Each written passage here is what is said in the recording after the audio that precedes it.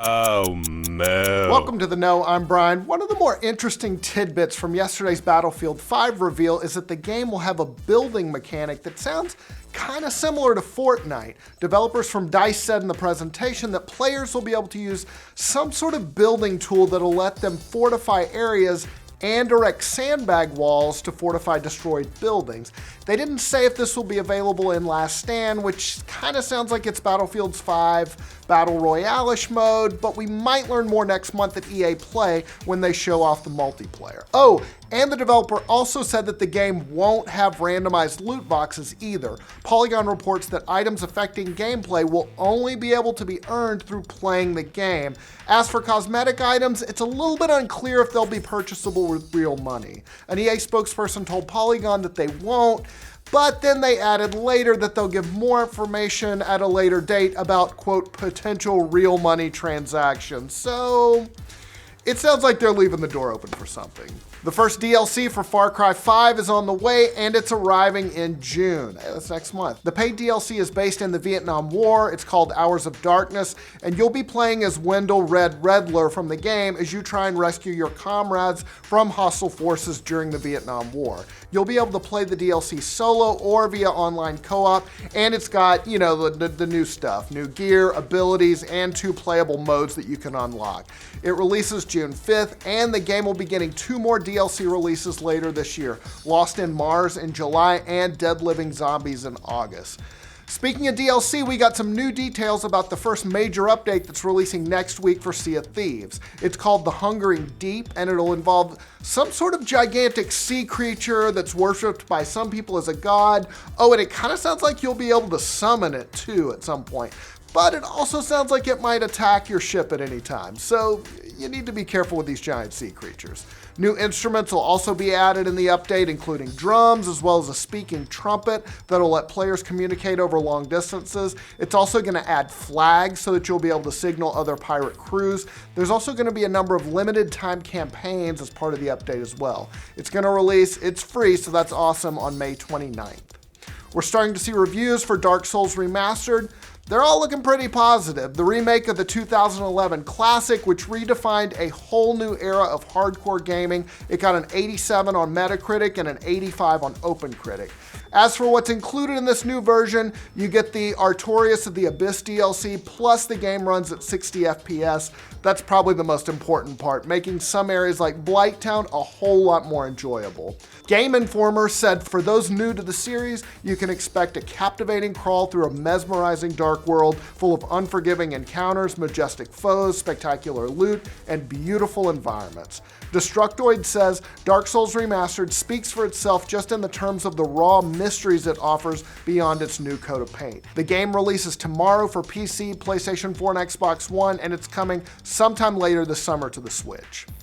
Looks like Battle Royale games, they still got a lot of life left in them. The open beta for H1Z1, one of the early Battle Royale shooters on PC, attracted more than 1.5 million players on its first day on the PlayStation 4. Now, this game has more of a violent, realistic tone compared to Fortnite, and there were some issues reported with server stability, as well as long load screens and some hit detection bugs, but still, that's a pretty impressive player count for day one. Of course, H1Z1 has been through a number of different incarnations since it launched on Steam Early Access back in 2015. Back then it was a zombie survival game. But then the King of the Kill Battle Royale mode was later added, and then the two split into different games in 2016. The PlayStation 4 and Xbox One versions, they're scheduled to be released later this year.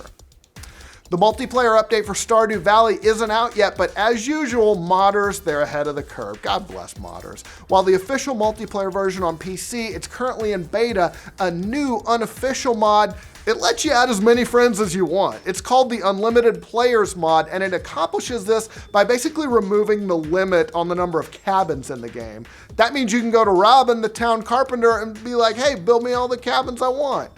Definitely a cool feature, and hey, maybe they should add this in the regular game, just an idea. No word yet on when the officially sanctioned multiplayer will be released, but we know that they're definitely working on it. Damon Lindelof, who took the brunt of fan backlash for the way Lost wrapped up, recently completed work on the much more beloved The Leftovers for HBO, and he's transitioning into a new endeavor for the cable channel. It's a series based on Alan Moore and Dave Gibbons' Watchmen.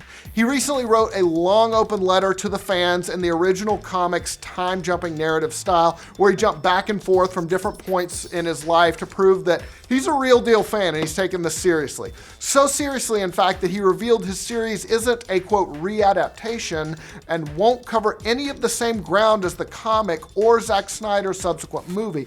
Instead, it's going to be a story set in that universe that acknowledged the event of the books, but that won't be the main focus. So that's kind of interesting. The cast they're assembling so far, it's diverse, pretty sweet. Regina King, Don Johnson, Louis Gossett Jr., Tim Blake Nelson, Adelaide Clemens, and Andrew Howard are joining in on the fun, and they'll play a part in the pilot, which should start filming soon. Somewhere, though, probably Alan Moore is growling his disapproval, but that's an interesting cast so far. Gonna be pretty cool to see how this one ends up.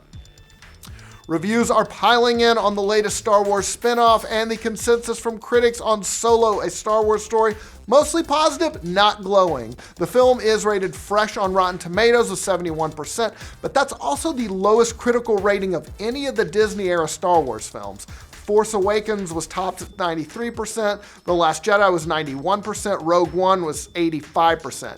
Metacritic, which is a more specific rating system than Rotten Tomatoes, has critics giving the movie a 62 out of 100, and that's not glowing.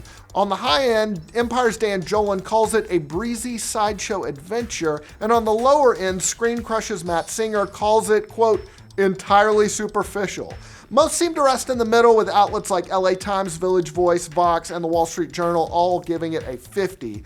The film opens tonight, and audiences, as usual, get the final say. We got a new YouTube controversy that is really pissing off content creators. Yeah, another one. This time it involves YouTube apparently screwing with the way you see videos that you're subscribed to. It all started a few days ago after people were complaining on Twitter that the videos in their subscription feed weren't showing up in chronological order, and an official YouTube account responded, "We are currently experimenting with how to show content in the subs feed. We find that some viewers are able to more easily find the videos they want to watch when we order the subs feed in a personalized order versus always showing most recent video first."